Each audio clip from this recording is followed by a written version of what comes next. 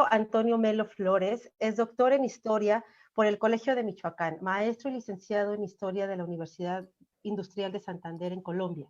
Desde 2009 trabaja en el campo de la historia digital y las humanidades digitales.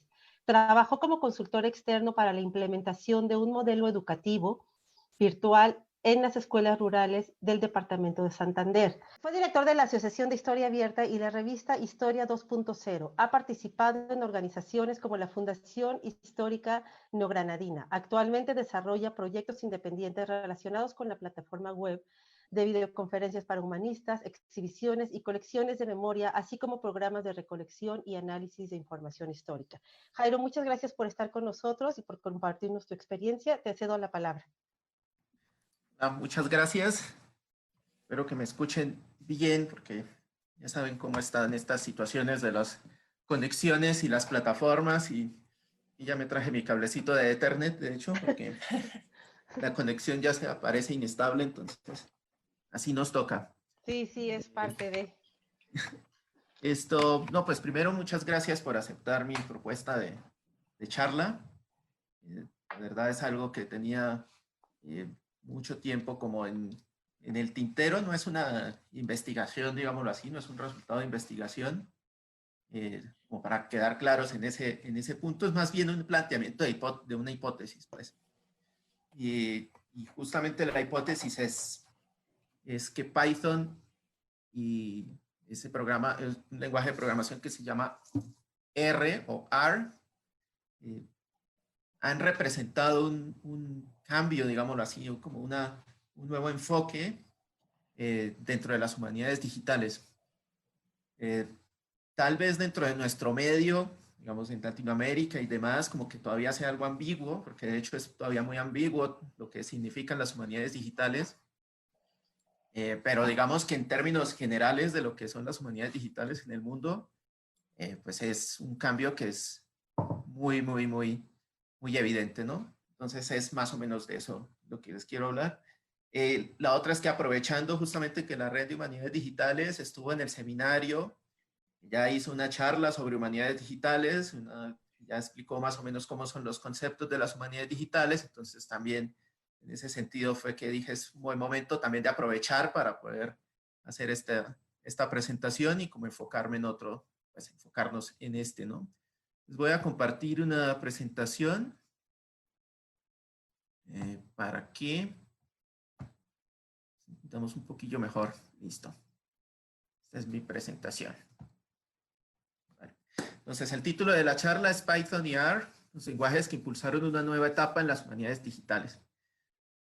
Entonces, lo primero que quisiera hacer es como que hagamos un ejercicio mental. Si hubiéramos estado de manera presencial, hubiera sido mucho más interesante este ejercicio, pero ahora hay que hacerlo más introspectivamente, ya sea ahorita o en diferido, pero hagamos este ejercicio mental. Y pongámonos en una situación, en la situación de nuestro entorno de trabajo cotidiano, ya sin COVID, ya sin nada, digamos nuestro entorno cotidiano en la normalidad, y pensemos en qué herramientas estamos utilizando nosotros ahorita, ¿no? ¿Qué fuentes estamos utilizando? ¿Qué textos estamos utilizando? ¿Qué imágenes estamos utilizando? La manera como lo hacemos ahorita y cómo están mediadas por una computadora, digámoslo así. ¿Hasta qué punto estamos manejando solamente un procesador de textos o una hoja de cálculo o estamos recortando imágenes o demás? Digámoslo así, que eso es básicamente lo que estamos haciendo todos en este momento sin necesidad pues de tener conocimientos de programación. Pero ahora hagamos el ejercicio mental de situarnos dentro de unos 10 años. Imaginémonos que las exigencias sean diferentes. En lugar de estar haciendo el trabajo como lo estamos haciendo a través de un software, lo que estemos haciendo, en vez de estar revisando esas imágenes, esos datos, esos textos de manera directa, lo estemos haciendo a través de un filtro que sea un algoritmo. Y es más, imaginémonos que estamos durante una buena parte de nuestro tiempo simplemente escribiendo ese algoritmo, escribiendo ese programa, entrenando un modelo para que la máquina sea la que nos encuentre información, la que nos recupere datos, nos recupere imágenes, nos recupere videos, nos identifique rostros, nos identifique nombres, lugares, fechas, todo eso nos lo ponga en una tabla o nos lo visualice, digámoslo así. Entonces, si tenemos ese entorno, digamos, imaginémonos que estamos en esa situación y que ahorita ya como humanistas no estamos ni siquiera revisando directamente un texto, que es como, digamos, algo de lo que tenemos más a la mano. No revisamos directamente el texto, sino hacemos que una máquina lo revise por nosotros. Claro, no estoy diciendo un texto en específico, digámoslo así, pero sí millones de textos, miles de textos digitalizados, haciéndolo a través del tamiz de una máquina. Esta visión puede ser tanto distópica como utópica, o sea, es básicamente para algunos puede ser una situación que les da temor en este momento, pensar que van a tener que estar haciendo ese trabajo y en lugar de estar haciendo lo que hacemos todo el tiempo con lápiz y papel, estar aquí haciendo nuestros apuntitos, que sea la máquina la que haga nuestros apuntes, la que subraye, la que extraiga y luego de esa extracción nosotros hagamos otro paso. Entonces es muy complejo pensar en una máquina haciendo eso y sin embargo muchas veces lo dejamos que sea así, muchas veces dejamos que Google sea el que busque por nosotros, muchas veces dejamos que sea el mismo Excel el que busque por nosotros, muchas veces dejamos que sea Word el que subraye las palabras que no conocemos por nosotros. Entonces dejamos que las máquinas estén haciendo muchas cosas ya y a veces no nos estamos dando ni siquiera cuenta. Dejamos que un archivo nos filtre la información, dejamos que una biblioteca nos filtre, el repositorio de una biblioteca nos filtre qué información tenemos. Entonces ya hay una mediación de las máquinas para que podamos tener la información disponible. Entonces es como en un momento esto podría ser mucho más complejo.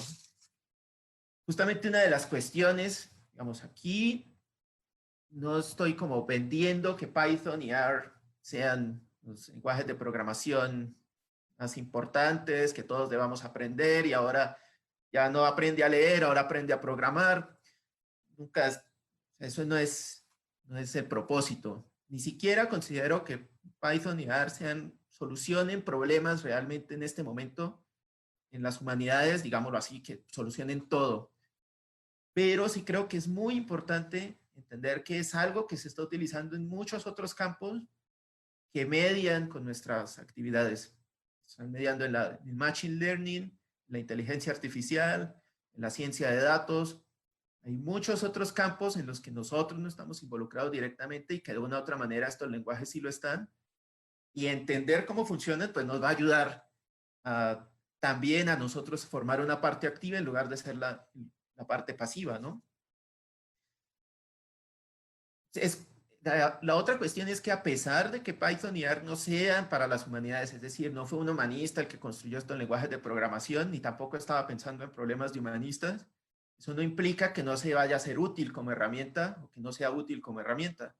Por ejemplo, todos usamos PowerPoint. PowerPoint fue creado para el ambiente de los negocios. Sin embargo, hoy nadie pues, va a cuestionar. PowerPoint es una herramienta importante, una herramienta fundamental, digamos, en el trabajo cotidiano de muchos humanistas, de muchos científicos sociales, y no necesita ser una cuestión solamente digamos, de los negocios, lo mismo Excel, lo mismo Word. Entonces vamos a trascender un poquito esta cuestión de la herramienta y pensar más allá, digamos, a que hay una lógica de codificación que nos está llevando hacia otro también campo dentro del campo específico de las humanidades digitales, pero también el campo de la misma investigación en humanidades, ¿no?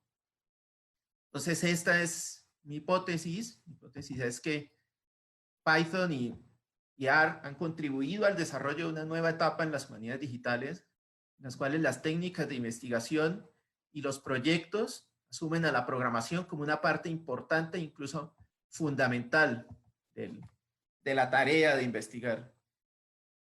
Y otra cuestión muy interesante es que se ha, entre comillas, naturalizado que un humanista tenga conocimientos de programación o un humanista digital tenga conocimientos en programación en Python o R.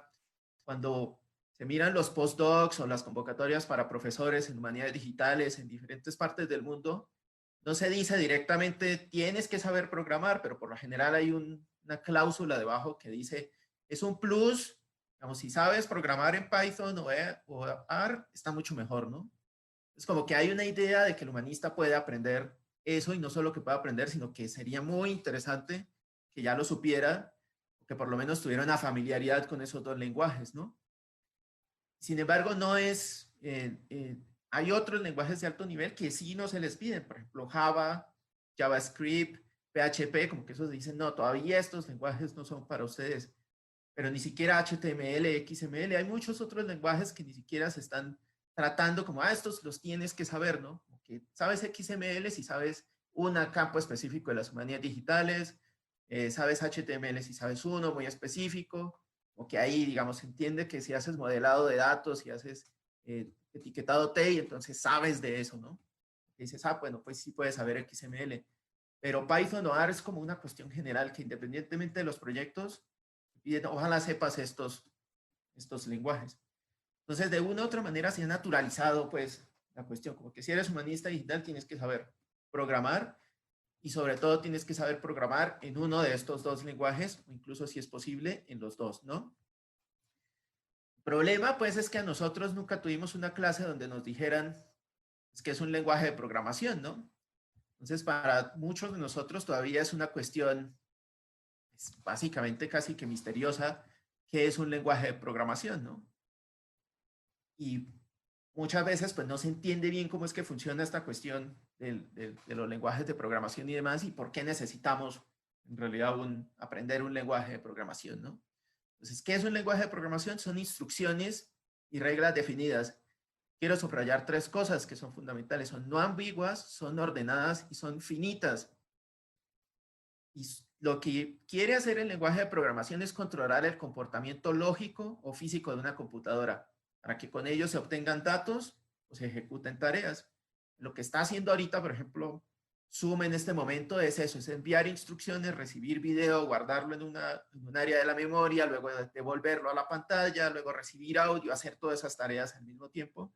Es lo que está haciendo continuamente este programa por debajo de la computadora. Si nosotros abrimos, digamos, el control de recursos, el control de tareas de Windows o de cualquier otro sistema operativo, lo que vamos a ver es trabajando los procesadores y la CPU a todo momento. Y eso es lo que hace el lenguaje de programación. Le dice al cabezal del disco duro para dónde se mueva, le dice a la electricidad que vaya de tal parte a tal otra, en los lugares de la memoria y demás.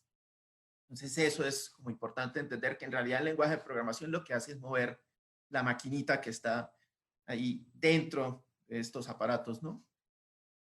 Entonces, el problema con el que tenemos nosotros es que son esas tres cuestiones que subrayé, que son no ambiguas, son ordenadas y son finitas. Y si los humanistas sabemos es que nosotros trabajamos con datos ambiguos, desordenados y no finitos, pero por lo menos incompletos, por lo menos inconmensurables muchas veces. Entonces, ni sabemos muchas veces con qué estamos trabajando en realidad hasta que no nos metemos al archivo, a la biblioteca y aún así, ¿no? Entonces, y aún así descubrimos cosas todavía hoy. Entonces, si estamos trabajando con estos datos, con esta información, parece que hay una contradicción completa entre lo que es el lenguaje de programación y lo que podríamos hacer como humanistas, ¿no? Y básicamente, justamente es lo que tenemos que tener en cuenta, que los lenguajes de programación nos ayudan a realizar las tareas que no son ambiguas, las tareas que pueden ser ordenadas y las tareas que pueden ser finitas. Por ejemplo, descargar los PDFs de un recurso, digámoslo así, de una biblioteca. Entonces, eso es una tarea que no es ambigua, es necesito bajarme los PDFs. Es ordenada, es necesito bajarme 100, necesito bajarme del 1 al 10 y es finita porque son solamente esos 10 PDFs, digámoslo así. Entonces, en ese sentido son tareas que yo las podría hacer a mano, pero las hace el equipo, las hace la computadora. Entonces, en realidad también hay que entender que hay tareas que nosotros hacemos mecánicamente que no tienen que ver definitivamente, específicamente con el pensar, pero que las puede hacer una máquina, o que muchas veces es trabajo que hacía un asesor, pues, muchas veces es trabajo que hacía un becario, pues, dímosle al becario el poder de la programación y así nuestro becario puede tener mucho más tiempo para vivir, ¿no? Esto es así funciona un software, digámoslo así es que funciona un programa. Funciona con esto que ustedes ven aquí, esta grafiquita, simplemente como una gráfica para sumar dos números. ¿Cómo sumamos dos números? Pues nuestra manera fácil, como nos enseñaron, es simplemente pues haces la tarea mental de sumar dos números, ¿no? Ya sabes que sumas 2 más 2 y te da 4, y así a veces memorizas y a veces entiendes cómo funciona el proceso de adición. La máquina, como son cajitas tontas, tienes que explicarles específicamente cómo funciona, cómo se hace ese procedimiento, cómo se hace ese proceso de sumar dos números. Pues esto también es interesante, que nosotros como humanistas tampoco entendemos muy bien cómo es el proceso de hacerle entender a una máquina de una manera muy simple que tiene que hacer estas tareas. O sea, explicarle a un niño es mucho más sencillo que explicarle a una computadora, ¿no? Y a veces nos parece que la computadora es mucho más inteligente que cualquiera de nosotros.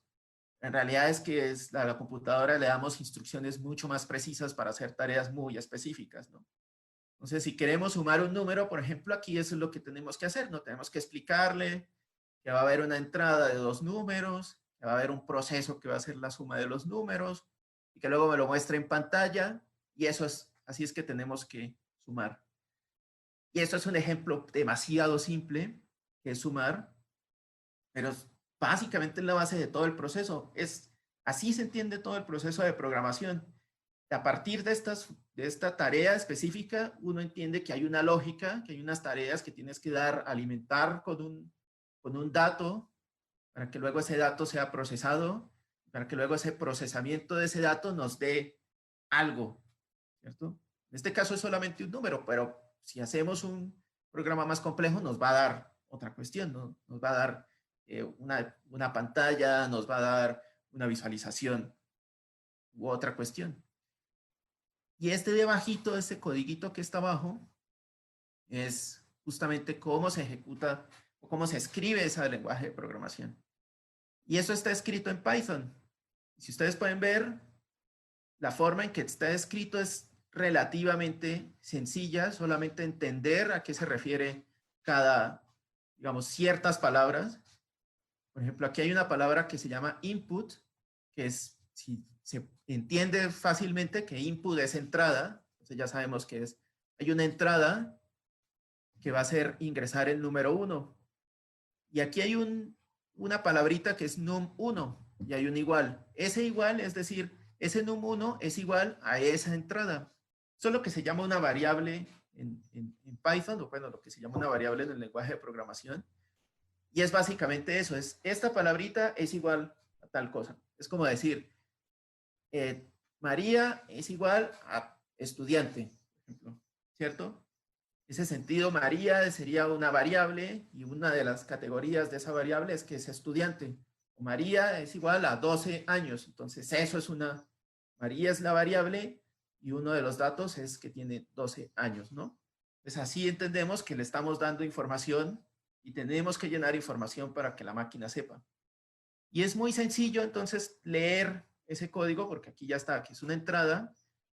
Aquí esto que parece súper complejo, por ejemplo, entonces ya decimos, no, pero este int, ¿qué es? Entonces nos hablan de integrales y nosotros ya nos ponemos a gritar porque decimos, no, yo ya con integrales no me meto, yo por eso estudio humanidades, no estudio matemáticas. Pero pues básicamente integrales son números, es eso. Entonces, para que el sistema pueda sumar dos cosas, no puede sumar dos textos, no puede sumar A más B, ¿sí? Es una abstracción, no lo puede sumar. Pero sí puede sumar 1 más 2. Entonces, eso es lo que le decimos son dos números, no son texto. Y ya, esa es una integral, aunque suene así súper difícil y de pronto uno puede jactarse de decir ya sé integrales, aunque solo sepas que la integral es un número, ¿no? Luego lo sumas, le haces el proceso y le dices a la misma máquina, suma. La suma es 1 más 2, o el número 1 más el número 2, puede ser el número que sea. Y ya, este último que dice print, es pues eso, muéstramelo en pantalla, porque no me siento confiado de que hayas hecho el trabajo bien como máquina, entonces por favor muéstrame que sí sumaste los dos números como yo lo sé, ¿no? Es esta cosita aquí pequeñita, es un algoritmo, es el famoso algoritmo que a veces nos saca de quicio y que a veces nos llena de temor porque decimos, demonios, es un algoritmo y el mundo nos gobiernan algoritmos y más, pero es eso, o sea, los algoritmos son cosas lógicas, claro, se van creciendo, van haciendo más complejos, se van haciendo más oscuros, ¿no? Pero básicamente eso es un algoritmo, no necesitamos así como tener tanto conocimiento pues de ciencias para entender que funciona un algoritmo, ¿no? Otra cuestión importante también es entender que Python y R son dos lenguajes de alto nivel. Es decir, que están más cercanos al lenguaje humano que al lenguaje de máquina. Y eso también es importantísimo. Es justamente era lo que les mostraba, o sea, como que puede uno construir el lenguaje de tal manera que uno lo pueda casi que leer, así que pueda entender a qué se refiere cada cosa, casi que cada abstracción tiene su nombre, y cuando cada abstracción tiene su nombre y uno entiende que ese nombre responde a una acción, es mucho más fácil de entender para uno como humano. El que no entiende casi es la máquina, por eso es que el lenguaje de bajo nivel es el binario, y ahí sí es un binario, y el binario es el que hace todo el proceso directamente sobre la máquina y le dice directamente al cabezal del disco duro, muévete al sector tal, a la memoria, guárdame tal información en el sector tal de la memoria, ¿no? Entonces, lo interesante es justamente que tenemos un lenguaje que es de muy alto nivel, que es muy sencillo de leer, y aparte es muy sencillo de escribir, y en ese sentido se hace muy fácil para uno como humanista o como humano poder leer estos textos, perdón, poder leer este código sin que sea una cuestión que simplemente necesites años para poder entender siquiera cómo está funcionando el sistema, ¿no? Y por eso hay tantos tutoriales de aprende Python y aprende R en YouTube, que es relativamente sencillo. Hay tareas que son muy complejas, hay ya tareas que son propias de la ingeniería de las ciencias computacionales, pero justamente ahí es donde está el límite de nosotros, ¿no? ¿Hasta qué punto nosotros somos humanistas digitales o hasta qué punto nos queremos ser simplemente ingenieros, ¿no? O sea, ya es otra cuestión que no vamos a hacer, ¿no? Y otra cuestión interesante y por las cuales yo creo que también es bien importante, por las cuales se populariza Python en general, es que la capacidad que tiene Python es relativamente rápido. R es muchísimo más rápido que Python para procesar la información, pero Python es de una u otra manera más fácil de escribir y más fácil de leer. Tiene más comunidad. Entonces, se han creado esos dos lenguajes, pero no es que compitan entre sí. Es decir, no hay un equipo que le vaya a Python y otro equipo que le vaya a R y entre los dos se peleen en las conferencias de humanidades digitales. Eso no pasa. Afortunadamente, en las conferencias de humanidades digitales no hay competencias cuerpo a cuerpo entre gente que le guste un sistema, un programa, un lenguaje de programación u otro. Pero lo que sí hay cierto es que hay quien se especializa más en Python, que de una u otra manera se siente más cómodo en él, y hay quien se especializa más en R porque se siente más cómodo con la manera en que se trabajan los datos en R. Por alguna razón, digamos, R tiene una especialización que es el énfasis en el análisis de datos. Entonces es mucho más rápido para analizar datos, para analizar tablas. Eso lo hace muy, muy, muy útil a la hora del procesamiento natural del lenguaje natural, que toma los textos, los hace matrices muy rápido y los visualiza también de manera muy fácil. Entonces, los lingüistas, sobre todo los que trabajan con las humanidades digitales dentro del área de la lingüística, les gusta mucho R porque tiene esa capacidad de visualizar muy rápido la información y visualizarla de una manera muy bonita, digámoslo así. En Python, la ventaja que tiene es que el código es mucho más fácil de leer, es mucho más fácil de escribir y cada vez es más fácil de leer y más fácil de escribir. Entonces eso hace que muchos nos sintamos más cómodos con Python. Yo personalmente me siento mucho más cómodo con Python que con otros, que digamos con R, ¿no? Y eso tiene, pero el problema de Python es que sí necesitamos utilizar un segundo, digamos un intermediario para que pueda hacer lo que hace R directamente. Anaconda no es que sea digamos, Anaconda no es un sistema, no es una librería en sí, sino es una colección de librerías. Entonces, Anaconda lo que ayuda es que hayan librerías que me ayuden a procesar los datos, a volverlos matrices y a poderlos representar. Para Python y R no se inventaron ninguna de esas dos cosas. Hay un programa que se utilizaba muchísimo, muchísimo, muchísimo, hasta hace unos años, y yo no sé si todavía, pero recuerdo que cuando estaba en la licenciatura, todos mis amigos ingenieros tenían cursos de MATLAB por montón y sufrían porque tenían que aprender el lenguaje de MATLAB.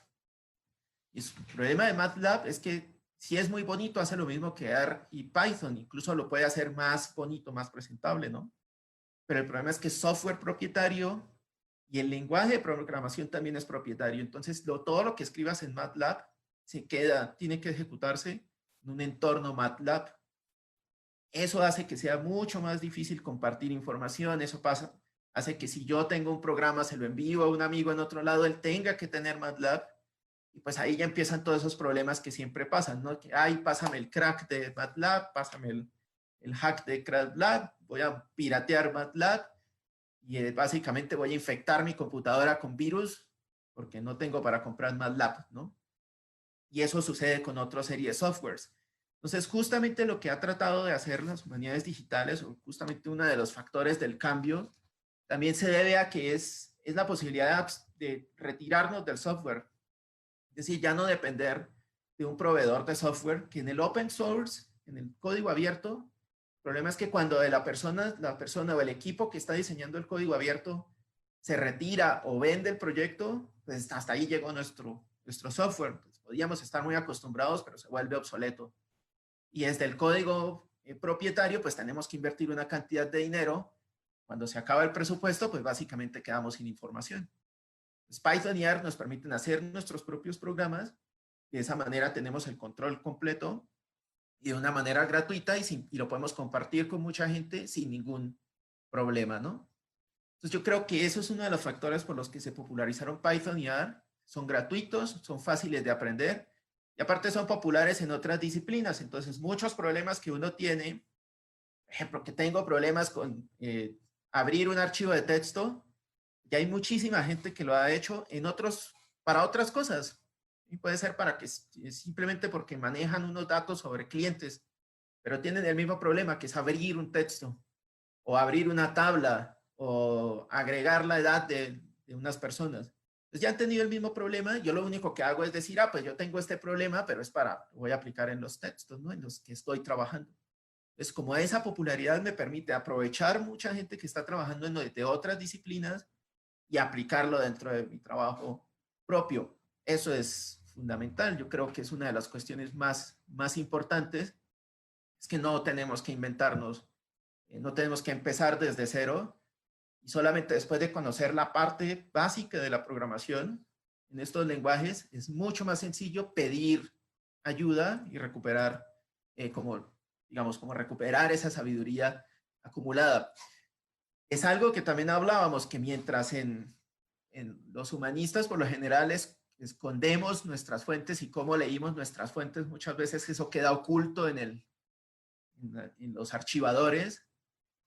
En las ingenierías se muestra todo. Lo más común que tienes que hacer en las ingenierías es preguntar.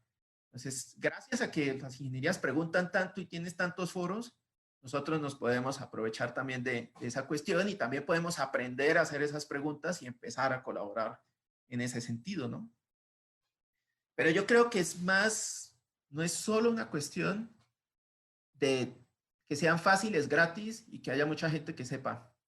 Yo creo que también tiene que ver con ciertas etapas que hubo en las humanidades digitales que llevaron a que los humanistas digitales pudieran adoptar Python y R como sus lenguajes de programación preferidos.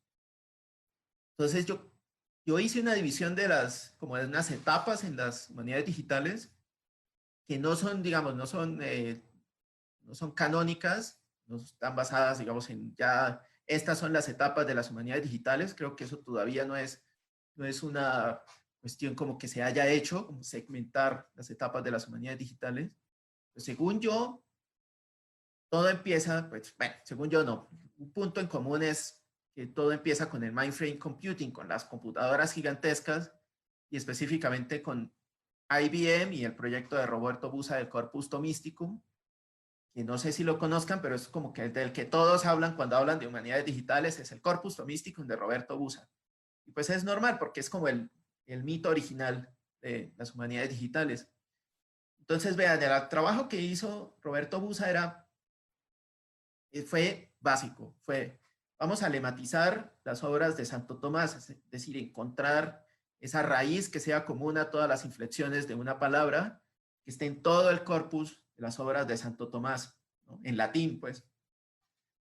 Pero el interés era muy sencillo, es hacer búsquedas en el texto del corpus. Y para poder hacer ese proceso se demoró 30 años. Pero en 30 años de duración, que a veces es algo que no contamos, se demoró desde 1949 hasta 1989 para hacer Eso. Hoy nos tardamos 2 segundos en hacer una búsqueda, pues. Control F y salió, ¿no? Es como que hoy decimos, pero ¿cómo se demoran 30 años para que solo hacer búsquedas? Pues es que justamente ese es el factor que quiero llevar aquí. O sea, que precisamente es algo que era muy complejo de hacer, que hoy es algo que es mucho más sencillo de hacer. Hoy no necesitamos demorarnos 30 años para hacer una lematización, pero sí tenemos que entender, pues, más o menos cómo es que funciona la lematización, ¿no? Tenemos que entender que eso nos ayuda a hacer búsquedas y que al hacer búsquedas por lemas podemos encontrar inflexiones de todas las palabras dentro de un corpus, ¿no? Y aparte eso nos ayuda a analizar y demás. Y el resultado, miren cuál fue el resultado. El primer resultado es lo menos digital del mundo. Fueron 56 volúmenes impresos. Como que, bueno, como que las manías digitales terminaron con 56 volúmenes impresos. Pues básicamente porque si no, ¿quién y cómo las iba a transmitir, no? No podía, pues, enviar una caja con tarjetas perforadas esperando que otra universidad tuviera el mismo frame de IBM donde él hizo toda su programación, ¿no? Después tenía que pasarlo, es como hacerlo, pues en un volumen impreso. Y aparte hay otra cuestión, hacer esos volúmenes impresos ya de por sí era una tarea de programación. Es una cosa que ahorita nos parece imposible, teniendo en cuenta que con Control P imprimimos. En ese momento el simple hecho de imprimir ya era una tarea. Entonces eso es otra tarea que tuvieron. Y en 1989 ya hicieron una colección en CD. ¿Quién tiene esa colección en CD? Creo que unas pocas bibliotecas y alguien en su casa, y a ver si funcionan en su casa, ¿no? Y lo que ahorita está funcionando es una anotación que se hizo en el 2006 y que está justamente en el sitio web corpustomysticum.org o .com, no recuerdo bien. Pero básicamente es como este proceso que empezó en 1949, al día de hoy todavía se está trabajando, pero ya no para hacer que se puedan hacer búsquedas en el corpus, sino para que ese trabajo inicial pueda actualizarse, ¿no? Y hay un segundo periodo que es justamente viene de ahí, es justamente viene de hacerse una tarea que fue tratar ese corpus tomysticum, digitarlo, que les tocó a miles de secretarias, bueno, miles no, pero a muchísimas secretarias, estar digitando palabra por palabra del corpus tomysticum, porque tampoco fue pasarlo por un escáner y que el escáner le hiciera OCR, era gente, carne y hueso, tipeando. Entonces esto pasa a un periodo de digitalización, donde pasamos donde hay todo un reto que es transformar textos impresos para que sean legibles por la máquina. Y esto permite hacer una cuestión, y permite profundizar en la crítica textual. Para la década de los 60 surge la primera revista de Computational Humanities, y casi todos los artículos son crítica textual, cosa que ahorita hacemos básicamente en nuestros trabajos cotidianos. En ese momento eso era un artículo, simplemente como hacer crítica textual de un texto, no de muchos, no de corpus ni demás, sino de un texto, cómo hacer esa crítica textual, cómo validarla y cómo presentarla. Era una tarea bien compleja. Lo otro es que ya había medios de almacenamiento, las cintas magnéticas, esos rollos gigantes, bueno, rollos grandes así de cintas, entonces toda esa, guardar información ahí ya era mucho más fácil, pero obviamente no era como que lo pudieras llevar de una computadora a otra, ¿no? Y era lo que les decía, las máquinas de escribir computarizadas. Y esto es gracioso, bueno, no es gracioso, pero es interesante porque yo lo encontré justamente revisando la revista de Computing in Humanities, y fue que uno de los problemas que ellos tenían, el reto siempre al final era cómo es programar la máquina para que te imprimiera toda la información. Entonces ni siquiera habían pantallas, era con una máquina de escribir computarizada que tocaba hacerlo. Entonces podemos entender que en este tiempo, pues no era que muchos humanistas pudiéramos entrar en ese proceso, ¿no? No era como que fuera algo sencillo entrar en un proceso de digitalización y mucho menos en un proceso de impresión o de presentación. Cuando llega la revolución de las microcomputadoras, entonces, claro, hay un uso generalizado de las computadoras inhumanistas. Podemos considerar que ya los medios, claro, medios se cambian. Hay CDs, discos flexibles, famosos disquetes, hay portables, los puedo llevar ya de un equipo a otro, es mucho más sencillo. Ya el sistema operativo, pues ya la máquina tiene algo que ver, pero es mucho más fácil compartirlo, puede ser compatible entre una máquina y otra y demás. Y se popularizan los procesadores de texto y hojas de cálculo.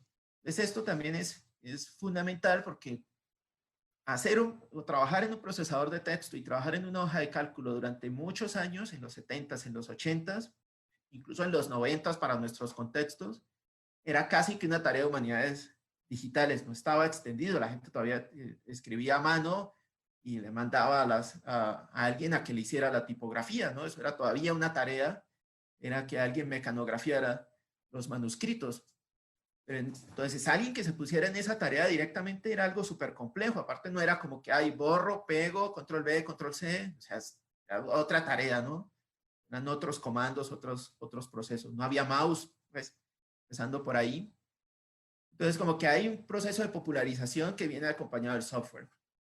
Pero esto permitió que se fueran acumulando colecciones de textos e imágenes que fueron acumulándose y fueron digamos, fueron migrando hacia nuevos sistemas operativos, fueron migrando hacia formas más sencillas de lectura, fueron migrando hacia otras tecnologías.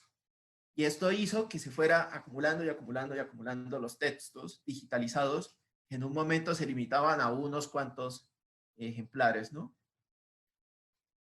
Y ahora llegamos al punto donde justamente donde pasamos de esa revolución de las microcomputadoras a que ya tenemos hay otra etapa que no sé, se me olvidó aquí ponerla, pero hay otra etapa muy importante que es justamente como esa etapa de presentación. Porque hay un momento, sobre todo hacia el 2000, hacia los 90 y hacia el 2000, donde lo importante también era presentar la información. Entonces, surgen muchos proyectos de hacer páginas web, surgen muchos proyectos de hacer sitios web dinámicos, de hacer exhibiciones, de hacer colecciones de imágenes, colecciones de documentos, y eso se hace muy popular tanto en CD como en web. Entonces eso hace también que la gente se vuelva mucho más, se acostumbre un poco más a tener textos digitales, así no los lea, pero por lo menos tienes los libros digitales. Y yo recuerdo que estudiando la licenciatura, justamente eso era como muy importante, tener esos textos digitalizados, tenerlos disponibles, poderlos descargar, poderlos imprimir, poderlos cortar, poderlos pegar, como que era una tarea que estaba ya a la orden del día y era súper importante. Luego, con el surgimiento del PDF, como que hay aparte otro campo que es que nos le permite, digamos, a las bibliotecas presentar el libro tal cual, sin necesidad de hacerle un procesamiento detrás que lleva otra tarea, otro tiempo y otros recursos, ¿no? Entonces, nos digitaliza, nos presenta la información y surge ese famoso término de los metadatos y surge como eh, acostumbrarnos al metadato. Hubo una época, por lo menos hace 20 años, hace 10 años, todavía uno hablaba de metadatos y como que había una especie de asusto, así como, ¿pero eso qué es? Esos metadatos, eso suena como a cosa mística por allá, que es bien extraño, es bien oscuro. Y pues era una cosa tan simple como que un metadato es un título y todos hemos trabajado con metadatos desde el fichero de la biblioteca, pues era en papel, ¿no? Pero darle un nombre ya como que eso le cambiaba totalmente el sentido a pensar que era algo súper revolucionario. Pero justamente eso hace que uno se vaya acostumbrando a que tiene mucha información. Yo creo que la nueva etapa justamente es que no se ha borrado ninguna de las anteriores, o sea, todavía se hacen digitalizaciones, todavía se hacen presentaciones de información, todavía se hacen, digamos, análisis de texto de una manera tradicional, por decirlo así. Pero la diferencia es que cada vez tenemos más. Roy Rosenzweig, que fue el fundador del Center for History and New Media de la George Mason University, él, por ejemplo, dijo que evidenció el fenómeno hacia la primera década de este siglo, justamente diciendo es que pasamos de la escasez a la abundancia. El problema del siglo pasado es que siempre estábamos limitados a los que teníamos en nuestra biblioteca y las digitalizaciones estaban limitadas a lo que teníamos en nuestros CDs. Pero con la revolución justamente de la web 2.0, prácticamente es inmanejable la cantidad de información que tenemos disponible. Si tenemos una cantidad inmanejable de información, tiene que haber alguna manera también de recuperar esa información, ¿no? Es decir, ¿cómo entonces hacemos esa recuperación de información? Y ese fue un problema durante mucho tiempo. O sea, no es una cuestión que simplemente se les ocurrió un día y dijeron, Python. Una cuestión que duró mucho tiempo porque Python está desde 1999, pero la popularización del lenguaje de programación es una cosa reciente, es algo como de unos 7 años más o menos. Las humanidades digitales, por lo menos. Entonces, realmente lo que había era un problema que se estaba intentando resolver y que muchas personas empezaron, yo empecé específicamente, pero he escuchado esta historia también en otras personas, en otros ámbitos, empezaron haciendo páginas web en HTML y yo empecé así, yo empecé haciendo páginas web en HTML. Y esas me llevó a cosas más fuertes, entonces aprendí a hacer Flash. Y Flash, yo no sé si ustedes se acuerdan, pero Flash eran esas paginitas donde había muñequitos que se movían y había un cargador que se demoraba 30 minutos, pero te decía que ya en 20 minutos ya tenías tu página cargada, ¿no? Y eso era Flash. Y lo interesante de Flash es que había que programar una partecita, no había que programarlo todo, pero había una parte pequeña que era con ActionScript, era un lenguaje de programación propietario. Entonces aprendías cosas como mouse on y mostrar tal cosa. Y ya eso era algo de programación que a veces ni uno entendía bien cómo funcionaba, pero lo hacía. Entonces era bien interesante, pues que ya había como una relación y muchos trabajaron con Flash.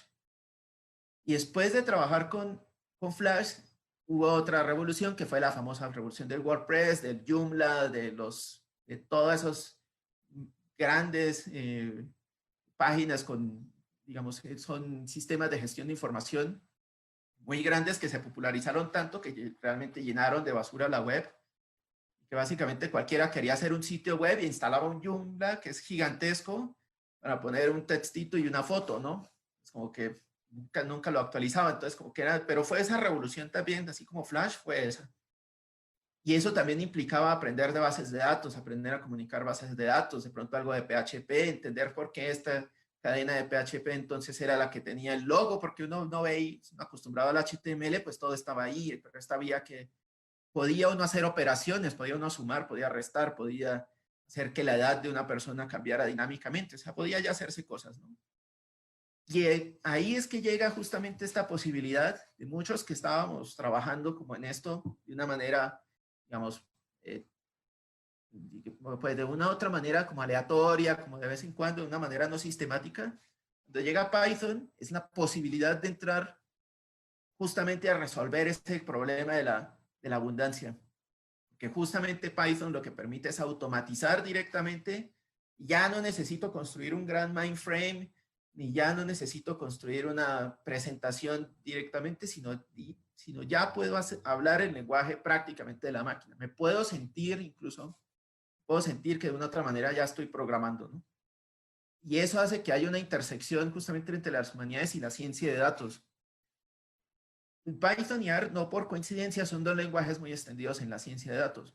Como les decía, hay muchos problemas que ya los resolvieron en otros ámbitos y simplemente nosotros los podemos tomar. Por ejemplo, como recolectar un hashtag de Twitter, ¿no?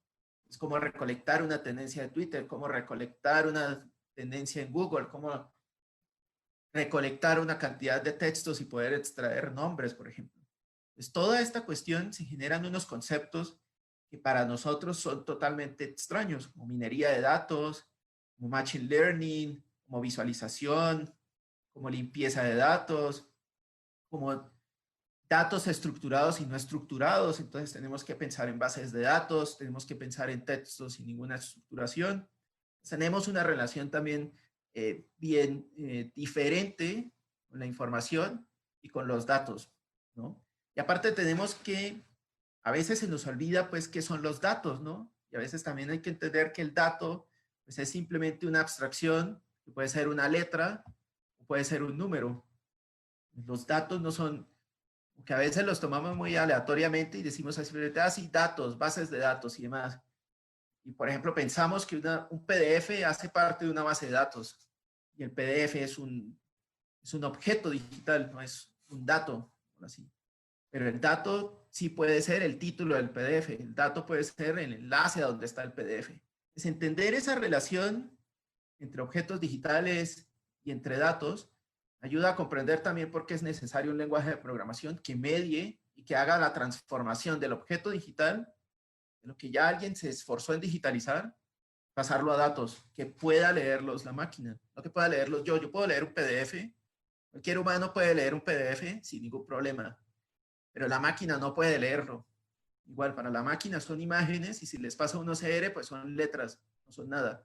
Pues tengo que hacer un tamiz que pase eso y me identifique qué son letras, qué son imágenes, qué son números, y después de eso mirar cómo se organizan esos números, y después de mirar cómo se, perdón, esas letras, esas palabras, y después de mirar cómo se organizan esas palabras, identificar cuáles son adjetivos, verbos, sustantivos, y después mirar cuáles son nombres y demás. Entonces es un proceso que, si bien es un algoritmo también, es cómo hago que la máquina me diga qué está en esos PDF, en esos millones de PDFs que simplemente descargué o que estoy descargando. Pues eso es lo que hace el algoritmo, es pasármelo a textos, a números, que me identifique qué son esas cosas, y la máquina ya puede empezar a hacer su trabajo, ¿no? Por eso es ya relevante empezar a pensar de otra manera, y Python y R ya cambian esa cuestión. Y lo otro que ahorita está súper de moda, pero no es de moda porque sí, es porque definitivamente es algo que vemos todos los días, y no pocos de nosotros se han asustado cuando están buscando zapatos en Amazon y luego entran a Facebook y te aparecen los zapatos que querías, ¿no? Es como que dices, ¿cómo me está leyendo la mente? ¿No? Entonces, como que dices, pero si yo no tenía abierto Facebook, ¿cómo me va a leer esto? Entonces, justamente es ese campo ahorita que es clave, que es el deep learning, que es la inteligencia artificial, porque de una u otra manera lo estamos viviendo, ¿no? Entonces, deep learning y la inteligencia artificial es algo que se está trabajando también para las humanidades, y no por coincidencia Python y R son dos programas de computación que están muy enfocados en el machine learning y en la inteligencia artificial, en el deep learning.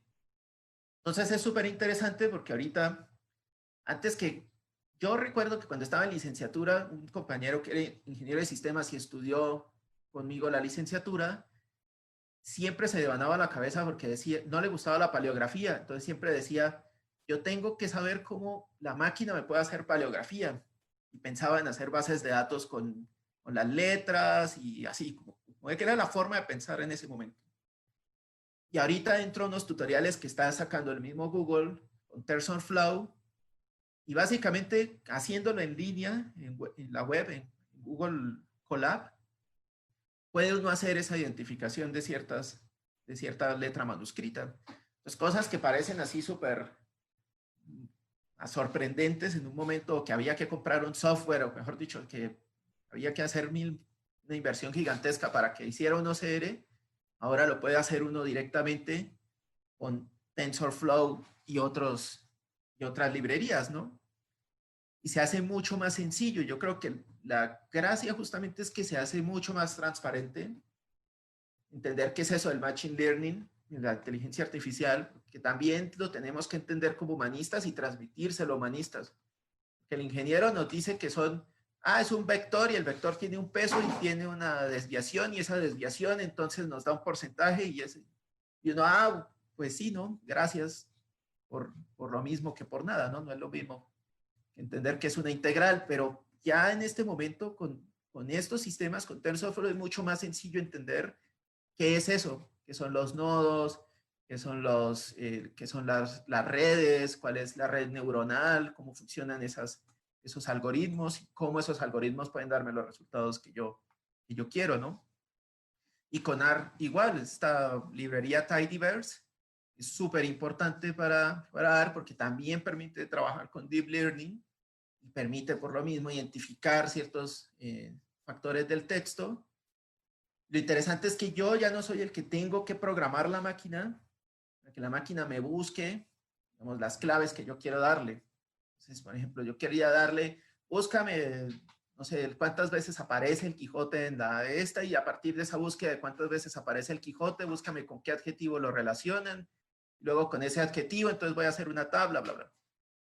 En cambio, aquí con TensorFlow yo lo que le puedo es dar justamente un nombre y un adjetivo, que la misma máquina entienda que eso es lo que yo quiero encontrar dentro de todo el texto, ¿no? Y claro, es un proceso súper complejo y se tarda un montón. Y entre el texto sea más largo, pues más difícil va a ser entenderlo. Y entre el texto sea más complejo, va a ser más difícil entenderlo. Pero la misma máquina puede encontrar cosas que yo no encontré, porque la máquina va a leer 1.000.000 de PDFs sin cansarse.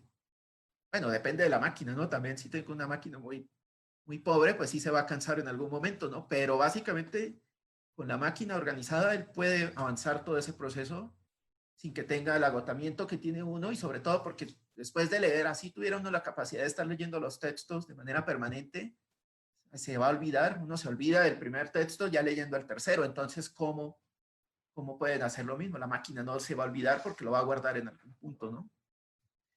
Todos esos elementos son súper importantes y es esa automatización y es ese trabajo que ahorita puede hacer la máquina que es muy importante.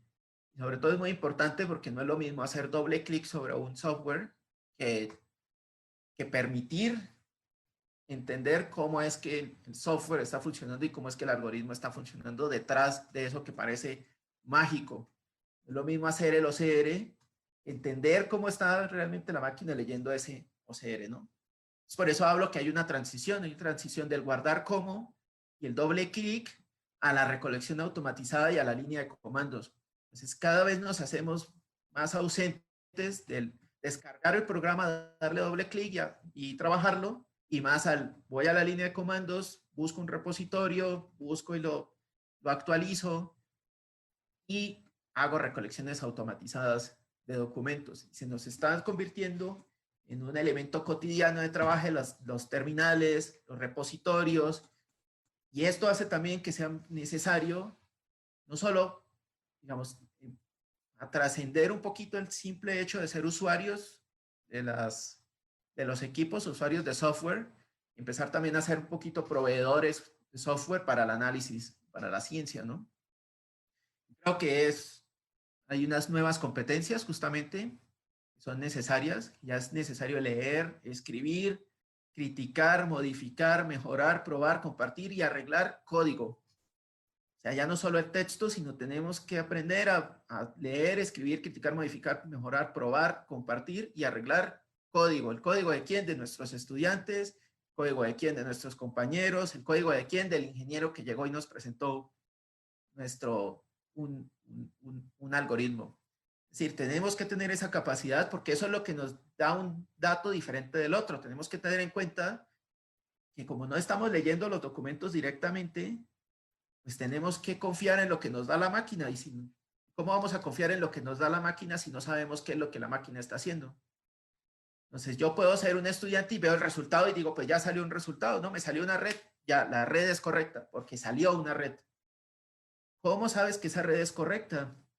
¿Cómo sabes que el algoritmo realmente pasó esos datos de manera correcta y viró los pesos como debían ser de un punto A al punto B?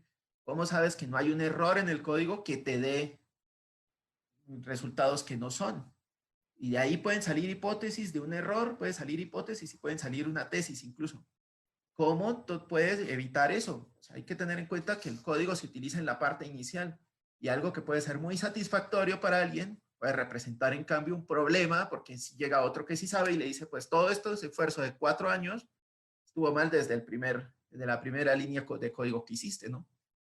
Ahí hay un problema que hay que tener en cuenta y es súper importante porque cada vez más estudiantes están haciendo redes, cada vez más están haciendo tablas, cada vez más gente está haciendo mapas. ¿Y cómo sabes que esos mapas están bien si lo único que ves es el resultado y confías, dices, lo hizo un software, está bien? Ahí está el problema, justamente. Y tengo que ser capaz también de confrontar justamente ese código con las hipótesis que se están enviando, con los hallazgos que se están presentando, con los indicios y con los argumentos. Si no confronto esas dos líneas, pues básicamente estoy a ciegas diciendo así es, pues sí es así, ¿no? No hay otro, pues tiene que ser de esa manera que funciona, ¿no? Y es un problema justamente también, es que entre más usamos las computadoras, más confiamos en ellas y pensamos que las computadoras son objetivas. Decimos, los humanos son subjetivos. Pues, claro, a ti no eres racista, entonces por eso no miraste a tal, pero la computadora no es racista. Pues sí, pero yo puedo hacer un algoritmo que sea racista. ¿Quién me dice que no? Es que puedo hacerlo. y lo puedo hacer. La puedo escribir y simplemente excluir a las mujeres o excluir a los niños porque no me gusta ver esos resultados y los excluyo. Si no eres capaz de leer el código, pues asumes que, mira, sí descubrió que las mujeres y los niños no estaban ahí, ¿cierto? Que las personas de color no estaban. Ni sabes realmente cómo está funcionando, ¿no? Y hay otra cuestión, y ya como ir terminando, y formas de enfrentarse al conocimiento también que Python y R han representado, y es justamente cosas que no tenemos como humanistas. Primero, la incertidumbre. Hay que entender que hay una gran capacidad, gran cantidad de incertidumbre en los códigos, aunque sean objetivos, digámoslo así, aunque sean limitados, aunque sean finitos, hay un concepto que es clave, que es la incertidumbre. Ahora, el problema no es que exista la incertidumbre, el problema es que hay que ser capaz de identificarla y de medirla, ¿no? El Machine Learning es fundamental. Hay mediciones de la incertidumbre y esas mediciones de incertidumbre te dan unos principios de verdad.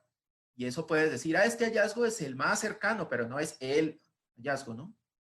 Tengo que entrenar más el equipo o tengo que cambiar la forma en que estoy haciendo la red, pero esa incertidumbre, ese no decir de pronto este resultado sí, eso no es fundamental, ¿no? Y no es algo que hagas solamente que lo haga el humano por decir, me parece como que lo dudo, sino que la máquina tiene que ser capaz de identificarlo.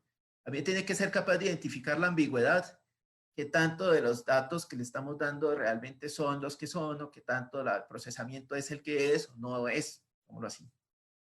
Eso va relacionado, también la ambigüedad tiene que verse en el código, porque el código puede correr completito, pero el resultado puede ser ambiguo. Ahí es donde hay también que tener otras herramientas. El fracaso es fundamental y a veces es más importante fracasar que le salga uno bien el código, porque como que uno le sale bien su pantalla y uno ya sale corriendo y uno feliz. Mamá, ya soy programador. Y el problema es que justamente ahí es donde, cuando uno tiene el fracaso es donde uno se da cuenta cuál es el error que está cometiendo el código. Entonces, en vez de, hay una maña que tiene uno como programador novato, y es que a uno a todos los errores le da pasar. Cacha un error y uno le dice, pásalo. Y así uno termina pasando errores. Cuando uno se da cuenta, mire, ya resultó, pero es que no resultó porque tuviste 100 errores y lo único que hiciste fue decir, no, no. Es ese fracaso, ese saber cuando se quiebra el código, ese saber que no fuiste capaz, es súper importante y sobre todo porque eso te ayuda a solucionar los problemas. Otra cuestión es la documentación, es súper importante aprender a leer documentación de los lenguajes. Aparte, eso sí es, creo que más fácil aprender a programar que leer la documentación que publican los ingenieros, que son cosas súper abstractas, dan por entendido que uno ya sabe todo, entonces la documentación no son tutoriales y es súper complejo y es un lenguaje también que hay que aprender a leer esa documentación y ojalá si hay alguien que sea ingeniero de sistemas al lado que le pueda uno traducir cosas, mucho mejor. Otro es que hay un enfoque de hipótesis que yo quiero resaltar, que las humanidades digitales y la programación no dan argumentos y en este momento no pueden dar argumentos, pero sí nos dan muy buenas hipótesis. Si permiten trabajar con grandes cantidades de documentación e información, permiten llegar a hipótesis que de una u otra manera tienen que ser validadas, ya sea por métodos computacionales o por métodos directos, ¿no? De irse a leer los documentos que aparecen ahí. Y la otra es el manejo de excepciones, ¿no? Lo como que es eso, qué dejas pasar y qué detienes. ¿Cuál error dejas pasar y cuál no? ¿Cuál error sabes que dejas pasar y cuál error lo asumes, ¿no? Entonces, eso es son cosas importantes que son básicamente algo que tiene, la ciencia de la computación lo tiene muy integrado, pero nosotros no. Nosotros no tenemos, porque no tenemos por qué trabajar con eso, que simplemente nosotros algo nos parece ambiguo, lo argumentamos, que nos parece excepcional, siempre podemos poner, esto me parece excepcional, y ya, el lector dice, pues sí, es excepcional, ¿no? Es una cosa que tenemos como humanistas, podemos utilizar el lenguaje. Si vamos a utilizar herramientas ya para analizar muchísima información, no nos podemos dar ese lujo, ¿no? Es eso, el error es tan importante como el éxito. Tenemos que hacer tests para que los resultados los puedan repetir, para que otras personas puedan dar los mismos resultados y para que otras personas dañen el código. Es que lo más importante es que haya otras personas que sean capaces de dañarlo, de encontrar dónde está el error y decirle, a mí no me funcionó. Es un manejo de frustración porque uno pues, siempre llega y le presenta al otro como sus resultados y que el otro diga, no, a mí no me sirvió.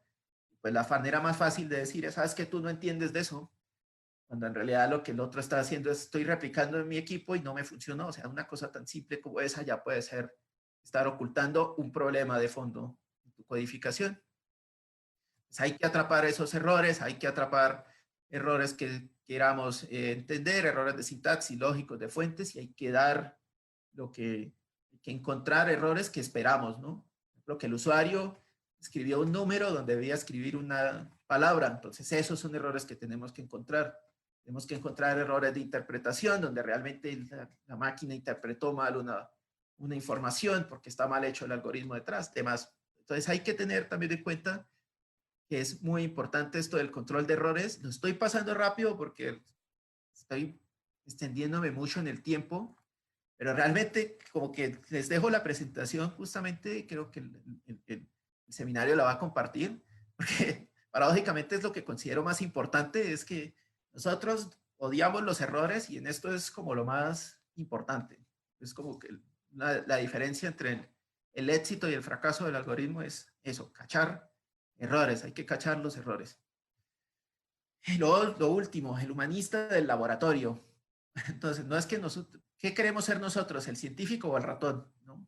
Es que es lo que vamos a hacer nosotros, humanistas de laboratorio. Pues no es que, yo una vez les propuse un laboratorio de humanidades digitales a algunos y pues ya todos decían, pero bueno, ¿dónde compramos las batas? ¿No? Como que era una cosa de ya pensándose así como, bueno, ¿y cómo ponemos las computadoras? ¿Dónde las armamos? Y yo, no, es que el laboratorio no es eso, el laboratorio es el trabajo en equipo, pues. Es cómo tenemos problemas comunes. Problema común, tenemos, la gente se va a Sevilla, los historiadores nos vamos a Sevilla, traemos una cantidad de documentación digitalizada, nos cuesta un montón, luego se va un estudiante y se va y recolecta información y se trae otro CD con la misma información que ya trajimos. Entonces, ¿cómo solucionamos eso? Eso es un laboratorio digital. El laboratorio puede decir, ah, bueno, vamos a hacer una red P2P o vamos a digitalizarlos o vamos a pasarle tal cosa. Hay muchas cosas que se puede hacer con ese tipo de documentación, pero necesitamos gente que esté trabajando todo en conjunto, solucionando ese problema sin necesidad de que sean 24 horas al día, ¿no? Pero ese trabajo en conjunto es súper relevante y lastimosamente muchos seguimos siendo como el doctor Fausto, que nos encerramos dentro de nuestro cubículo entre torres de texto y de libro. Hicimos esto es lo mío y esto nadie lo va a ver, ¿no? Y en las humanidades digitales no hay Fausto digital, no hay ese que esté buscando esa información por sí solo. Y si lo hay, pues avanza muchísimo más lento que todos los que están colaborando a su alrededor, ¿no? Y hay una cultura que se debe construir, que es compartir las fuentes, en vez de ocultar las fuentes, es decir, es que yo tengo el documento que prueba que lo que tú dices es mentira, es justamente que ya ese documento lo conozca todo el mundo, o sea, es como que ya esté en algún lugar y que todo el mundo tenga acceso a ese documento. Es que los accesos a las bases de datos compartidas son importantísimas. Que los objetos digitales también sean compartidos es súper, súper, súper importante. Y no yendo a la piratería, pues, o sea, no es voy a digitalizar mis libros que tienen copyright y los voy a poner para todos, o sea, no es eso, sino es justamente que las fuentes con las que estoy trabajando, que puedo compartir, las comparto, y si no puedo compartir el documento en sí, que otra persona igual lo puede comprar o hay restricciones, pues comparto justamente el código con el que lo estoy analizando o los códigos con los que lo estoy trabajando, ¿no? Eso es importantísimo. Es eso, hay que compartir códigos, hay que retornar a los foros. Hay una cosa muy, muy mala y es que los humanistas nos olvidamos de los foros y el foro ahorita ya es como considerado una cosa obsoleta, así como de viejitos que entraban a los foros. Los foros son fundamentales porque ahí se acumula el conocimiento. Claro, pasas el foro y pasas tu problema, pero él queda guardado y alguien más luego llega y dice, ah, mira, alguien ya me solucionó este problema, ¿no? Esos foros son importantes y las comunidades son importantes también. Entonces, por eso digo, el laboratorio no es tan solo un espacio físico y los construyen los humanistas en comunidad. Ya es otra cuestión súper difícil, es cómo dejamos de competir entre nosotros, dejamos de pensar que el otro me quiere robar, dejamos de pensar que porque subí mi artículo en línea, me lo van a plagiar, es un miedo generalizado entre que todo el mundo me va a hacer daño, Yo digo, ¿de dónde salió? O sea, ¿de verdad nos tratamos tan mal? ¿Somos tan malos los humanistas que no podemos compartirnos cosas porque me van a robar? O sea, es que, ¿qué es esto? ¿Es un centro del crimen organizado o es qué cosa, no? No, podemos compartir las cosas, podemos compartir y sabemos que compartiendo, al contrario, compartiendo es que más se protege la información, más se conserva. Hoy se me dañó mi equipo y alguien más lo tiene. Hoy esta información la perdí, alguien más la complementó, ¿no? Entonces, todo, yo transcribí una mitad de un documento, otro transcribió la otra mitad. Es cómo nos vamos colaborando, es súper importante, es algo que no tenemos en cuenta y que debemos revisar. Para concluir, ¿somos nuevas humanidades digitales? No creo que nuevas. La verdad creo que estamos haciendo las tareas que hemos hecho desde casi que desde BUSA, pues estamos todavía haciendo lematizaciones, empezando por ahí. Pero sí hay un enfoque del código y ahí está construyendo una nueva habilidad para escribirlo, leerlo, corregirlo y adaptarlo.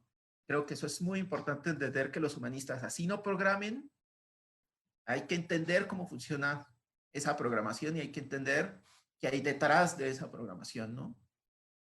Que es necesario un enfoque multidisciplinario, sobre todo que es muy importante interactuar con ingenierías y técnicas en un nivel casi que horizontal. Que otra que nos pasa es que llegan y dicen, ah, yo quiero hacer tal cosa y está el ingeniero y dejo que el ingeniero haga todo y me presente los resultados. Y ahí, ¿cuál es la relación de dependencia o independencia entre el conocimiento, no? Pues también es necesario tener una capacidad de comunicarse con el ingeniero y con el técnico. Y es un problema también que es necesario solucionar, pues porque ahora la relación muchas veces del ingeniero o el técnico es, venga y me ayuda a aprender la computadora, o si me dañó el disco duro, venga, me instala un programa, ¿no? Entonces, ¿cómo te relacionas con tu mismo trabajo cotidiano? Y hay que abordar la programación como una lógica antes que como un lenguaje. No es demorarnos 5 años leyendo sobre Python y aprenderte de memoria las variables de Python para que luego cuando eso caiga en decadencia simplemente no sepamos luego cómo funcionan los otros lenguajes, ¿no? Entender desde la lógica y ahí sí arrancar. La otra cuestión, programar es relativamente sencillo, pero no se debe menospreciar la experticia de los científicos computacionales, que saber hasta dónde llegamos, ¿no? Entender que tampoco que podemos ser arrogantes y porque seamos capaces de sumar 1 más 1 en la computadora, ya simplemente es como, ah, ya no te necesito, señor ingeniero, ya puedo vivir yo solo. Es también otra ilusión, ¿no? Es también menospreciar el trabajo de gente que se dedica a eso y que tiene mucha más experiencia. Y como conclusión, creo que Python abrió una posibilidad que no existía y es que los humanistas enseñen a programar a humanistas como humanistas, entender que no se puede programar, nosotros no podemos programar como ingenieros, sino tenemos que programar como humanistas para resolver los problemas que tenemos nosotros a la mano y no depender justamente de lo que nos han dado desde otras áreas para simplemente asumirlo de manera ciega y pretender que estamos haciendo grandes investigaciones o grandes descubrimientos, cuestiones que simplemente ni siquiera sabemos qué hay detrás, ¿no? Entonces ya me extendí un poquillo más de la cuenta, pero yo creo que con eso dejamos ya por ahora. Les dejé la presentación y este enlacecito lo voy a dejar aquí un ratito. Este es para unas pequeñas muestras de código en algo que se llama Google Colab. Lo pueden abrir con su cuenta de Gmail y ahí pueden hacer tests con lo que hay ahí. Está medio explicadito, algunas cosas sencillitas y algunos ejercicios chiquitos con el Quijote. Entonces ahí para que puedan jugar un rato con el código y pueden mover lo que quieran, no se va a dañar, así que sin miedo. Bueno, muchas gracias. Muchas gracias, Jairo. Muchas gracias por tu presentación. Fue sumamente interesante. Yo creo que es algo que en las humanidades digitales ya se debería de estar abordando desde la preparación de las licenciaturas. Por ejemplo, pensando nosotros en el Instituto como de Antropología, es algo que ya se debería de estar capacitando, se debería dar desde la licenciatura, ahora que la tenemos, la licenciatura en Antropología. Sería muy bueno y bueno, pues nosotros podemos proponer, como te comentábamos antes de iniciar la sesión, ofrecer un taller curso para todos los interesados, porque yo creo que ya se tiene que tomar. Hay palabras muy importantes como hablas del compartir el conocimiento y el miedo que nosotros vemos en el instituto todavía mucho, del miedo al plagio, del miedo a que me roben mi investigación. Eso ya no puede ser así, entonces sería muy interesante seguir trabajando con esto. Sí. No sé si tenemos preguntas. Bueno, yo sí tengo una. ¿Cómo fue que llegaste a esta parte de la programación desde la historia? O sea, entiendo que la necesidad, ¿no? Pero pues sí son como formas de pensar y de ver las cosas bien diferentes. Yo creo que llegué por necesidad, pero ni siquiera por necesidad investigativa, sino por necesidad alimenticia. Porque yo aprendí a hacer páginas web en la licenciatura para ayudarme como a pagar. Yo soy colombiano y en Colombia pues la educación no es gratis, la pública no es gratuita. Entonces tienes que pagar igual, si no sea muchísimo, pero tienes que pagar, ¿no?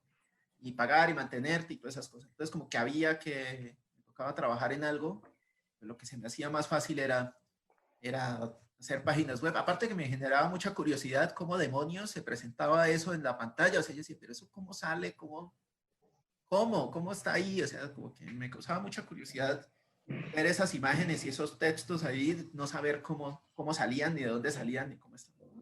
Entonces tomé un libro de HTML básico, así como HTML para dummies, o sea, perfecto para mí, y llegué y lo tomé y le seguí paso por paso hasta que hice mis primeras paginitas web, y ya como que luego enfrentándote, claro, como ya a clientes, pues es mucho más complejo, ¿no? Porque ya son problemas reales, ya son cosas como muy más difíciles, y como que eso de la resolución de problemas aprendí a buscar información y más. Y ya luego cuando pues ya pude comer mejor, pues entonces sí me puse a investigar justamente como en esto de la programación, a revisar mucho más. Siempre me interesó mucho aprender a programar, pero era muy complejo. O sea, hice un curso de C++, era... Aparte, claro, era ingeniero, no era como encuentre la base logarítmica de yo no sé qué cosa. Y yo, bueno, espérame tantito, primero busco qué es la base logarítmica. Entonces, así como que era súper difícil. Hasta que, y bueno, hacía páginas web, seguía haciendo como esas cosas, hacía como lo de Flash y todo eso, hasta que llegué a Python y la verdad es que sí fue muy fácil de aprenderlo, fue muy sencillo y no solo aprenderlo, sino entenderlo. Por ejemplo, habían cosas que para mí eran mágicas, o sea, decían uno variable, era como, ¿qué es eso de una variable? ¿Cómo que la variable? Entonces, como que aprender desde cositas muy sencillas y cómo funcionaba y empezar a hacer ejercicios y ejercicios hasta que ya pude hacer análisis de texto y toda esa cosa. Y pues con mi tesis doctoral, pues lo único que hacía era todos los documentos los transcribí, los puse en un sistema de presentación, en Omeka. Y con eso entonces ya, el simple hecho de descargar esa información y seleccionarla, ya me implicaba hacer un codiguito de Python. Entonces hacía ese codiguito y luego hacía otro y otro y otro. Entonces es una resolución de problemas que me llevó hasta el punto pues de saber más o menos lo que sé, que no es tampoco mucho. O sea, realmente tampoco es como que pueda decir, un programador de tiempo completo, ¿no? Pero justamente por eso digo es que es muy sencillo, es básico, es algo que se puede hacer y que yo creo que todo humanista lo puede saber porque básicamente mi background no es ni técnico ni ingeniero, ¿no? A veces pasa mucho eso, ¿no? Como que, llegué a las humanidades digitales porque fui ingeniero y luego me gusta leer mucho, entonces llegué hasta aquí, ¿no? Es como que mezcla las dos, pero ya teniendo un background técnico. Como que si no tienes background técnico, también te da susto y dices, bueno, pero voy a tener que aprender una cantidad de cosas y no tengo tiempo. Y realmente es mucho más difícil aprender un lenguaje, mucho más difícil un lenguaje cualquiera, italiano, lo que sea, que realmente aprender a programar. Es muchísimo más difícil. Esto que mencionas de usarlo como herramienta, como te dices, no, pues yo no tengo la formación como técnica, como tal, a mí se me hace bien importante que lo compartas porque yo siempre, bueno, yo sí soy como del área de sistemas, pero yo siempre he creído que esta parte de la computación, o sea, sí tienes que estudiarlo y todo, pero es una herramienta que todos deberíamos tener, no es como saber manejar, o sea, sí hay pilotos de Fórmula 1 y gente que maneja tráiler, pero si yo quiero ir de un lado a otro, es más fácil si yo sé manejar mi carrito, ¿no? Y eventualmente si yo necesito un servicio, es más fácil que yo pueda explicarme lo que necesito o saber qué puedo esperar de la otra persona. Y yo noto mucho esta parte como del miedo a la computación todavía, de, ¿y si le aprieto? Y voy a borrar todo, ¿no? Entonces, yo creo que deberíamos dejar de lado ya este miedo y sí, o sea, aprender lo básico.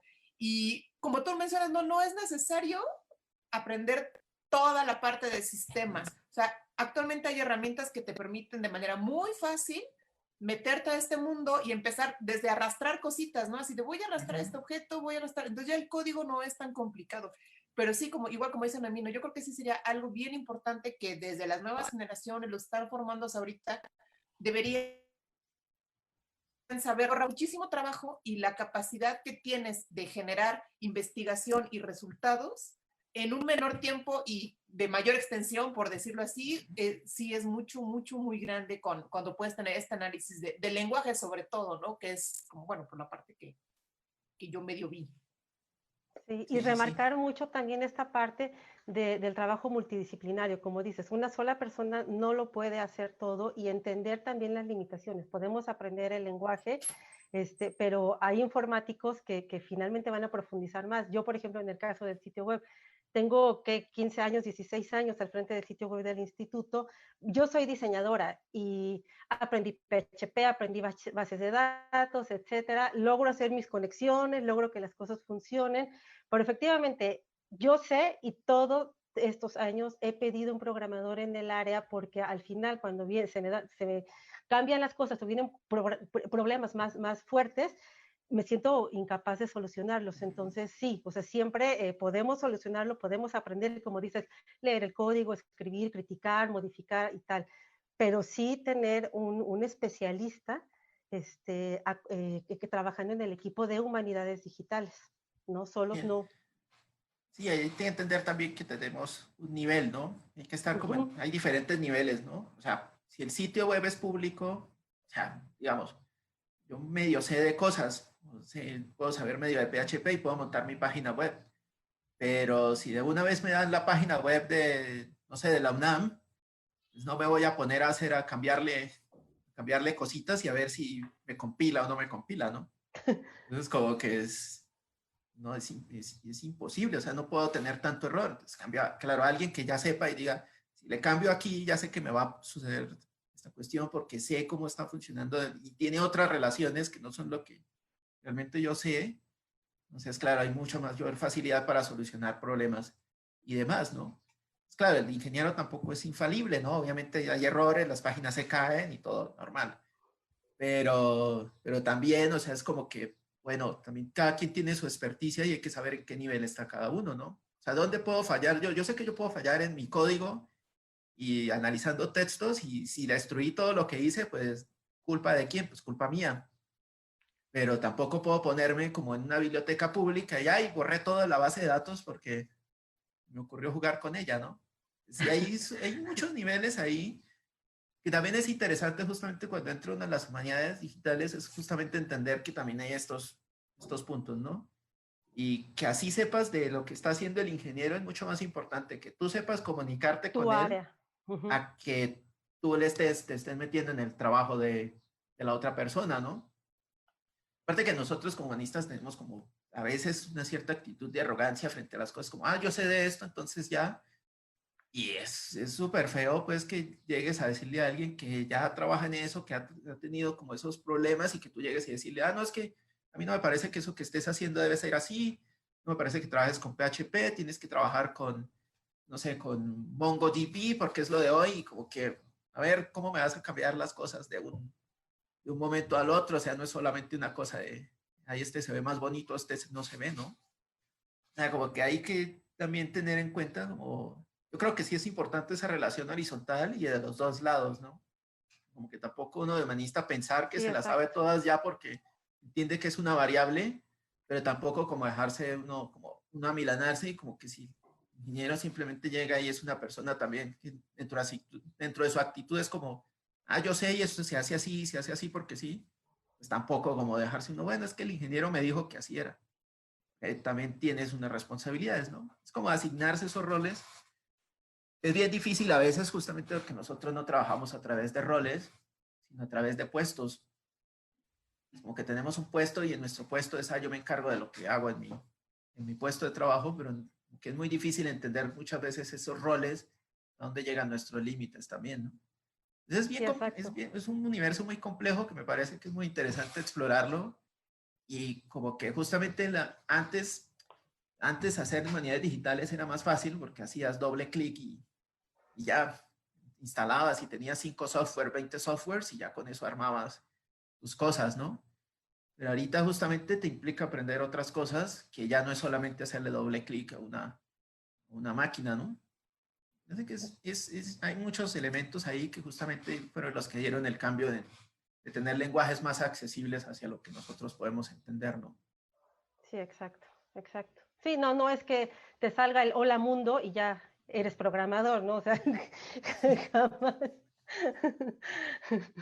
La pequeña satisfacción del primer día. Sí, que dices, ¡oh, lo logré! Pero cuando te enfrentas ya a un formulario o se te cae algo, ya. No, pues es que miren, uno de lo que decías del temor es muy interesante porque justamente si no estás acostumbrado, hay gente que le pones print hola mundo y ya se pregunta si puede cambiar el hola mundo o puedes poner otra cosa y no se va a dañar, ¿no? O sea, como que... Pero eso viene justamente de la lógica del software, ¿no? O sea, porque el Claro, software sí era una cosa que tú le movías algo donde no era. Bueno, y hablamos de Windows 95, o sea, ya es una cosa que ahorita no pasa, ¿no? Antes sí era como que tú le dabas clic donde no era y se desconfiguraba todo y ya no sabías cómo arreglarlo.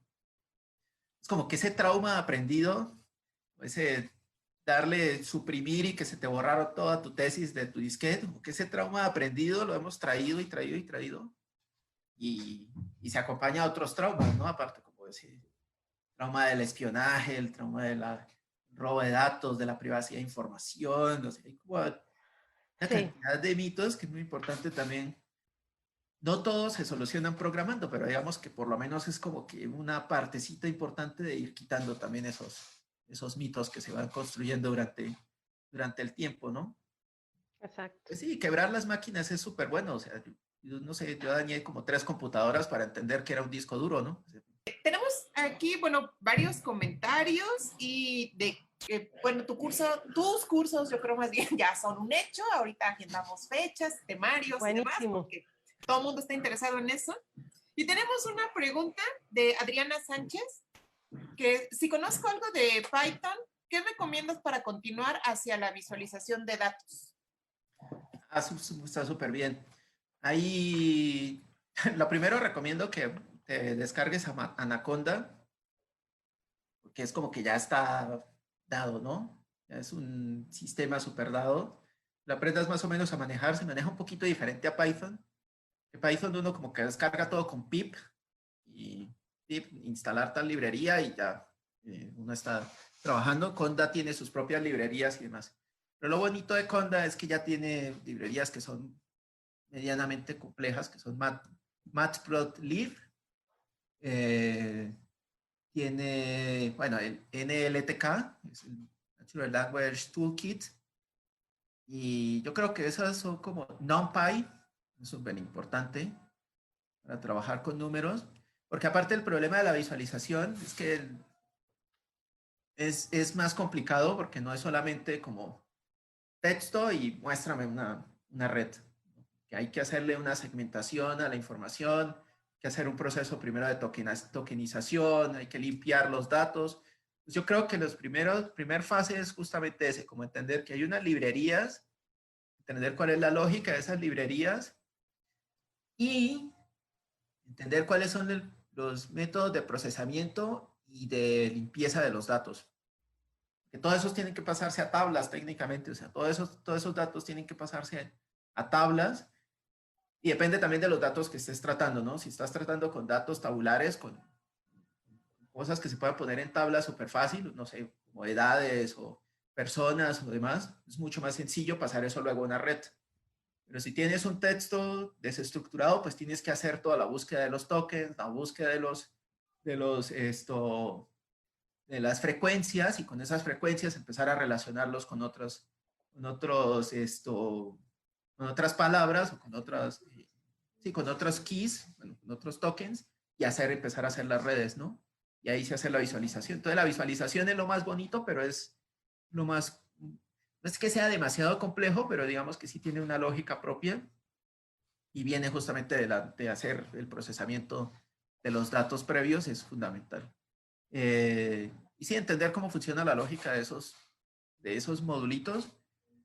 Y ya, lo bueno es que hay mucho tutorial, pero por extremo, para hacer los primeros pasitos justamente en visualización.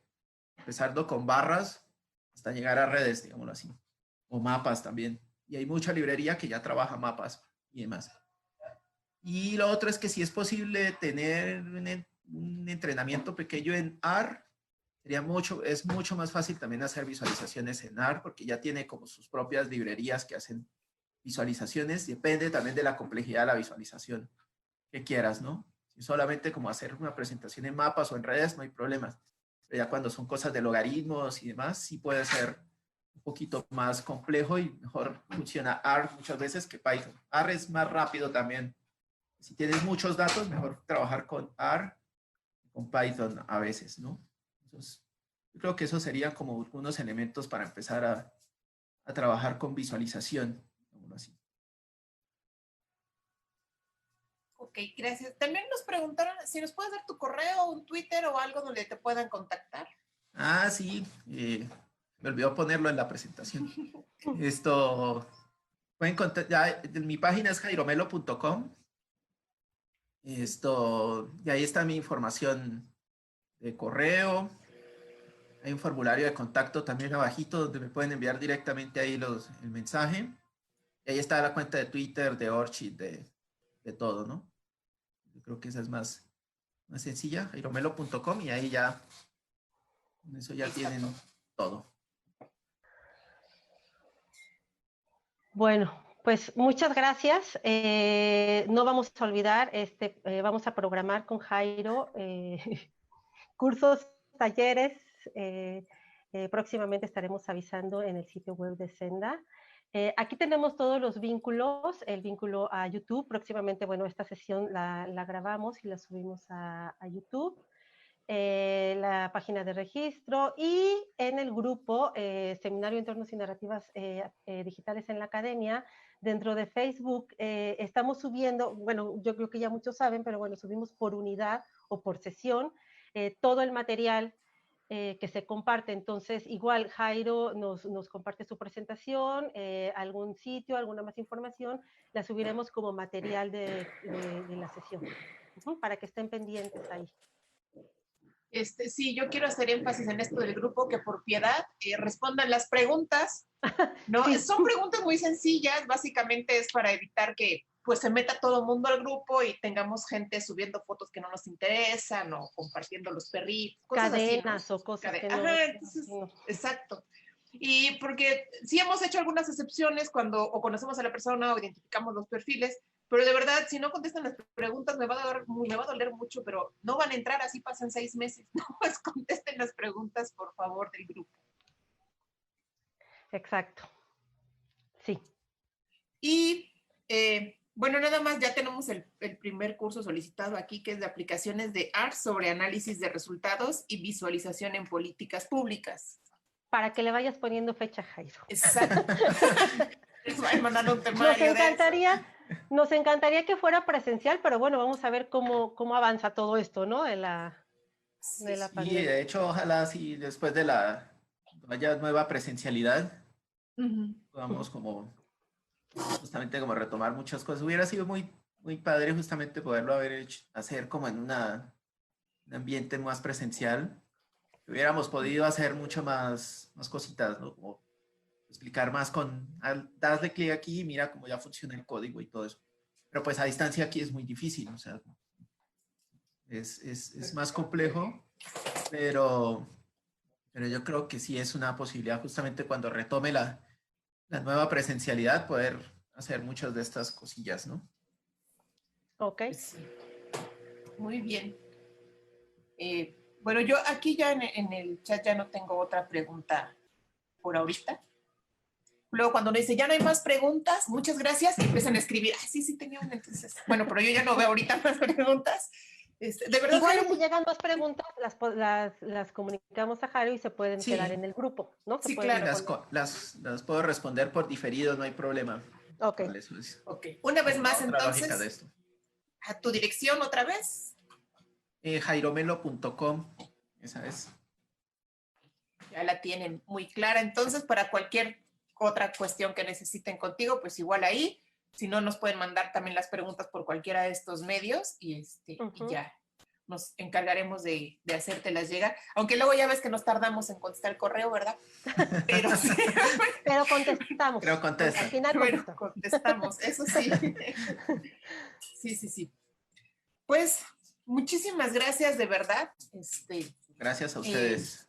Yo creo que sí era necesario este enfoque de los dos mundos, ¿no? De alguien de humanidades, exacto, que nos quitara los nervios de cómo funcionan las computadoras y la programación, eso era básico. Te agradezco muchísimo, de verdad, la paciencia, el tiempo, la sencillez de cómo presentaste el tema, de verdad.